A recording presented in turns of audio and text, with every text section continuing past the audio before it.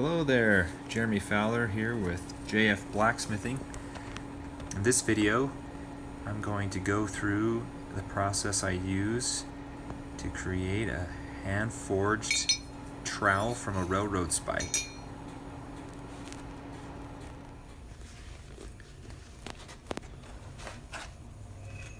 So I start with a railroad spike. Here's an old rusty one. It's even got some worn marks from being used.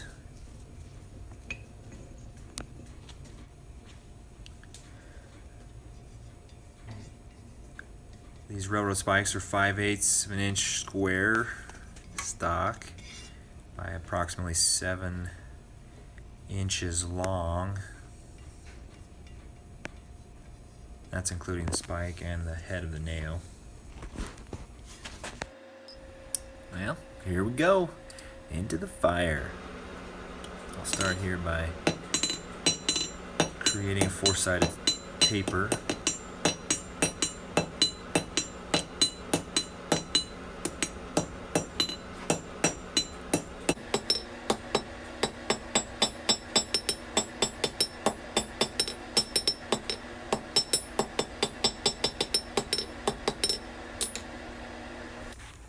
Here's the finished taper. This one was a little longer than I like. It resulted in a sharper, pointier trowel. Next is to rotate the head of the nail 45 degrees, which puts it perpendicular to the hypotenuse across the section of the nail. I like to hit on the diagonal of the section to begin flattening out the blade. That gives a nice rounded edge to the edges of the trowel. Many heats to the forge. Draw that out using the crosspeen of the hammer, flattening occasionally with the round part of the hammer. Here I am beginning to round the handle. I use a narrower anvil I have from a railroad track, which is pretty cool. Begin rounding that handle out some more.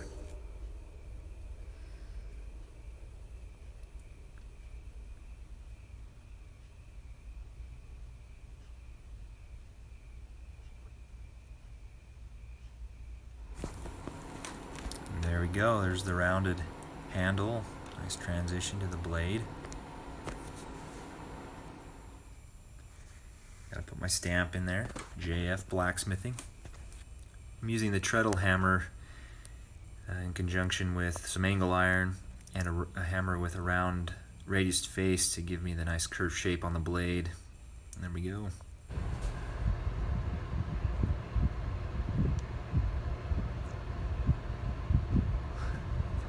Super soft. So warm out here. Fire!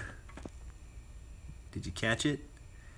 Yeah, about caught my wax on fire. Here I am finishing the trowel with some paraffin wax.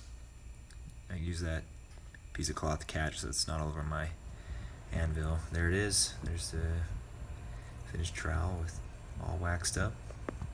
Beauty.